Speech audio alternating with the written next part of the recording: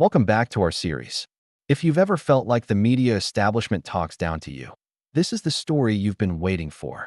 Before we dive in, do us a favor and smash that like button, subscribe for more content, and leave a comment below to tell us what you think. It helps us know what stories to tell next. Now, let's get into it. The soft, clinical hum of the MSNBC studio's overhead lights set a sterile backdrop for what was about to unfold. On one side of the sleek, polished desk sat Jen Psaki, a picture of practiced authority. As former White House press secretary, she had mastered the art of the talking point, the confident glance off camera, and the subtle, dismissive smirk. Now a primetime host, she adjusted her earpiece with the practiced ease of a general preparing for a minor skirmish, her smile widening as the producer's whispered words came through. Karoline's mic is hot. Psaki was ready. She had the teleprompter, the well-rehearsed questions, and the home field advantage. This was her turf, and her guest, a young spokesperson for the opposing team, was about to walk into her carefully laid trap across from her. Karoline Leavitt sat with a stillness that belied her age. At just 27, dressed in a sharp navy blazer and a crisp white shirt, she was a quiet force. The silver cross she wore on a delicate chain gleamed under the lights, a small, visible symbol of the conviction Psaki was about to mock. Karoline wasn't a veteran of the DC establishment. She was a new, rising star, the youngest spokesperson for Donald Trump and, as the studio was about to discover, his sharpest. Her presence alone shifted the energy in the room, creating a palpable static, a quiet tension that felt like the air before a lightning strike. Psaki may have felt in control, but a closer look would have revealed a calm that wasn't passive. It was the calm of a chess player who had already planned several moves ahead. Jen leaned forward, her friendly facade on full display. "Welcome, Karoline. Let's talk truth, not slogans today." Karoline's tight, polite smile barely wavered. "I was hoping we could do just that," she replied evenly. The segment, originally framed as a discussion on economic policy, was meant to be a safe, predictable exchange. But predictability was not the goal of the host. Halfway through a banal discussion about inflation, Psaki's voice changed, laced with a condescension that was as clear as it was practiced. "You always mention faith, patriotism, and freedom," Psaki said, a slight, knowing laugh escaping her lips. "Do you actually believe those are policies? Or are they just bumper stickers for MAGA hats?" The studio seemed to hold its breath. It was a classic gambit, reduce deeply held beliefs to a cheap political slogan. Psaki's smirk was a weapon, and she expected it to disarm her opponent instantly. But a flicker passed through Karoline's eyes. A flicker of something that wasn't anger or surprise, but rather a sudden, cold clarity. The battle lines had been drawn, and the seasoned veteran had just made a critical error. She had underestimated her opponent. The studio's air, once thick with polite formality, turned razor-thin the moment Psaki delivered her line. The dismissive laugh, the subtle jab, it was a practiced media attack, a way to belittle the opponent without engaging their ideas. But Psaki had miscalculated. Karoline's calm, which she had mistaken for inexperience, wasn't a weakness, it was a sheath for a sword. A flicker passed through Karoline's eyes, a brief moment of fire before it was tamed by discipline. "They're not bumper stickers," Karoline replied, her voice low but piercingly clear. "They're values that shape real decisions about our economy, about our families, and about our country's future." Psaki, sensing a brief moment of vulnerability, pressed her advantage with a follow-up barb. "Oh, come on," she chuckled. "You believe prayers stop inflation too?" The condescension was now overt, a challenge to the very foundation of Karoline's beliefs. It was meant to make Karoline flustered, to push her into an emotional defense. But Karoline was too smart for that game. She leaned in, her voice now a whisper that carried more weight than a shout. "No," she said, her eyes locked on Psaki's. "But I believe people of faith have every right to speak on inflation without being mocked for believing in something bigger than government." The line landed like a punch. Psaki's rehearsed smile vanished, her eyes blinking in surprise. The producer's earpiece crackled with a command to move on, but it was too late. Karoline had seized control. "You can disagree with me on policy," Karoline continued, the steel in her voice becoming impossible to ignore. But when you mock beliefs, any beliefs, you're not debating ideas. You're demeaning people. And when you run out of facts, that's what people do. It was a devastating critique, delivered with surgical precision. Psaki attempted to interrupt, to pivot back to her script, but Karoline wasn't finished. Mocking someone's faith isn't edgy, Jen, she said. It's lazy. The studio, the control room, and the millions watching at home could feel the power shift in real time. Psaki, trying to reestablish her authority, returned to her scripted attacks. You're using faith as a shield for bad policies. That's what the GOP does best, she declared. Karoline raised an eyebrow, a flicker of genuine amusement on her face. Is it a shield, or are you just uncomfortable debating someone who brings both conviction and facts to the table? The line hit home. The producer whispered into Psaki's earpiece, socials lighting up. People are siding with her. Pivot. But Psaki doubled down, launching an attack on the men who want to control women's bodies and ban books. It was a fatal mistake. Karoline didn't flinch. She opened a folder, slow and deliberate, and held up a printed chart for the camera to see. This, she said, her voice now full of authority, is from the Department of Education's own database. Literacy rates in the very cities you champion have plummeted in the past 5 years. The only thing being banned is excellence. Then she flipped the page. And this is a report showing the so-called book bans you cry about mostly involve removing graphic sexual content from middle schools. The air was sucked out of the room. You want 12-year-olds reading porn, Jen? She asked, a rhetorical question that left Psaki utterly speechless. The studio fell into a deafening silence. The queen of the narrative had run out of words. The cameras kept rolling, capturing the exact moment the master debater was buried in facts. The silence in the studio was a living thing, heavy and undeniable.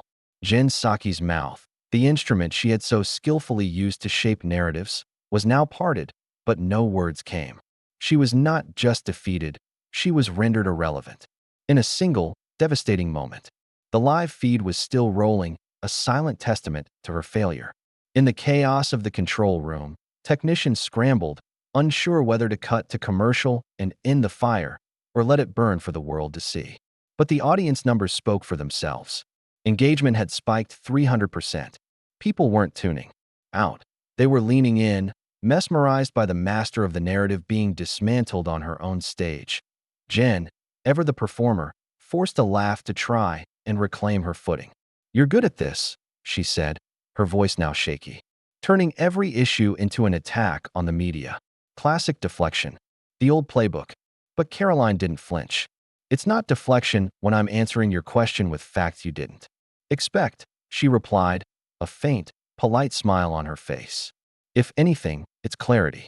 The moment was not lost on the millions watching. Jen, attempting to reestablish her authority, crossed her legs and said, I worked in the White House, too, Karoline. I know spin when I see it. Karoline's smile widened just enough to be seen. And I've cleaned up after enough spin to recognize projection when I hear it. That single exchange was the spark that ignited the online world. The audience watching online began flooding the comment section in real time. Karoline just cooked her on her own set. Is Jen even listening or just waiting to interrupt again? The cross on her neck isn't the only sharp thing on her. The sentiment was overwhelmingly on Karoline's side, and it was spreading like wildfire. Her voice, calm and measured, continued to deliver lethal blows. You mock people of faith because it's easier than actually debating us, she said. You think conviction is weakness, but I stand by what I believe. Do you? Psaki, caught off guard, could only manage a defensive. Of course I do. Karoline pressed the point. Then why mock mine? You came in swinging below the belt. Jen's next words were swallowed in her throat as the commercial break music finally faded in. But it was far too late. The damage was done. Clips of the confrontation flooded X, formerly Twitter, TikTok, and Instagram before the segment had even officially ended. A 10-second video of Karoline calmly stating, policy shouldn't shame faith, was already being reposted by influencers, political commentators, and even moderate liberals who rarely touched conservative content. The quote had teeth, and it was spreading like wildfire. Inside the studio, Psaki sat in silence, pulling off her earpiece. Her producer approached cautiously, a look of stunned disbelief on his face. "You want to spin this or stay quiet for now?" he asked. Jen didn't answer. She was scrolling through her phone, watching as one headline from an unexpected source, The Hill, read, Karoline Leavitt schools Psaki on respect and the Constitution. Meanwhile, Karoline stepped into the hallway, her phone buzzing with a flood of notifications. Her husband had texted just 2 words, "You won." Fox News producers were already emailing her for a live interview. A staffer from Capitol Hill messaged her, "You just handed the GOP 2 weeks of momentum." But Karoline wasn't celebrating. She was already organizing. She forwarded the clips to Trump's communications director with a simple instruction. Use this. Push the anti-faith elitism narrative. I'll write the next op-ed tonight. The fight in the studio was over. The battle for the narrative had just begun. By the next morning, every political show, podcast, and media blog had one thing in common: Karoline Leavitt's name. The clip of her confrontation with Jen Psaki had amassed 18 million views overnight across X, Instagram, and TikTok. Conservative influencers hailed her as a steel spine wrapped in pearls, while even moderate independents quietly admitted she didn't just survive Psaki, she dismantled her. Inside the White House press office, the fallout had triggered panic mode brainstorming. Psaki had been positioned as the left's unshakable communicator, but now, thanks to Karoline, that image had fractured. Staffers floated weak excuses. It was edited. She was baited. They ganged up on her. None of it landed. Meanwhile, Karoline was already 10 steps ahead. She sat at her desk in the West Wing, the same navy blazer still hanging on her chair, sipping black coffee and reviewing a stack of public reaction reports. Every post, every metric, every pulse of the culture war. She read it all like a general scanning maps before battle. An aide entered with an update. The campaign wants to turn the clip into an ad. Faith-based voter groups want you on Zoom calls. This week, we've got a massive spike in 18 to 30-year-old female registrations citing religious freedom. Karoline nodded calmly. Tell the communications team to draft a Faith in Facts digital rollout. I'll cut the spot myself. Trump's senior advisor called minutes later. You shook the foundation, Karoline. The president wants to know if you're ready to take this national. I already am, she replied. Across the aisle, Jen Psaki sat quietly in her Manhattan apartment.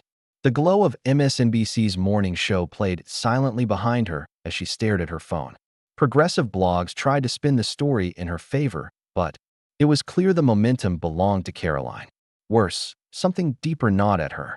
For years, Psaki had believed that people like Karoline, young, conservative, religious, were easy to corner with a few clever barbs and ideological framing. But this time, the barbs didn't land, and the framing shattered under constitutional references and cold, calm logic. Karoline hadn't just played defense. She had redefined the battleground. This newfound power didn't go unchecked. A smear campaign began, a predictable but vicious response from a desperate opposition. An anonymous source leaked an email thread from Karoline's early campaign days, edited out of context to suggest extremist ties. MSNBC, seizing on the opportunity, ran with it. The word radicalized started appearing in cheering text. A Politico op-ed titled "The Polished Face of Religious Extremism" went live. Karoline's team saw it for what it was: desperation. She went live on social media that night, with no teleprompter and no edits, just her phone and millions of eyes. They call it extremism when a woman defends her beliefs, she said.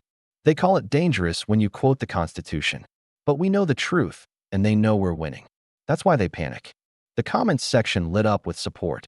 She's not backing down. This isn't about Karoline anymore. It's about us. Psaki watched the live feed with her team. She's bulletproof, one producer muttered. She's not, Psaki whispered, her face tense. Everyone has a weak point. The next morning, a new smear campaign began, this time targeting Karoline's husband, old LinkedIn posts, vague tweets, business partners from years ago. One outlet ran a headline: "Who is the man behind the cross?" It backfired spectacularly. Karoline addressed it on stage that night. You can dig through my husband's job history.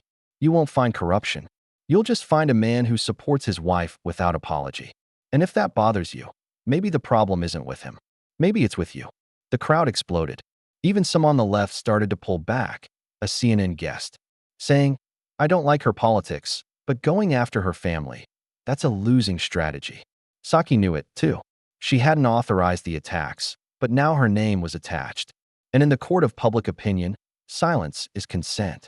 The movement was no longer rising. It was here. And Karoline Leavitt stood in the center of it, steady, clear-eyed, and unflinching, while her opponents fought shadows. 3 weeks after the broadcast that changed everything, Karoline Leavitt's impact wasn't just visible. It was measurable. Polls showed a 9-point spike among independent women aged 25 to 40. Religious voters in swing states cited her MSNBC takedown as a turning point. Conservative strategists privately admitted, she's doing what we couldn't for years, making faith mainstream again. The smear campaigns had failed, the attacks had backfired, and the opposition was left fighting shadows. The battle was no longer confined to a single television studio. It had become a national movement. And tonight, in a packed auditorium in Phoenix, Arizona, Karoline was ready to close this chapter and solidify her new role. The backdrop was simple: an American flag, a podium, and a single spotlight overhead. The crowd was on its feet, not out of habit, but out of genuine respect. She had become more than a spokesperson, more than a firebrand. She had become a symbol of clarity in chaos, of calm conviction in the face of ideological warfare. She adjusted the mic, her posture firm, her tone still steel-wrapped in velvet.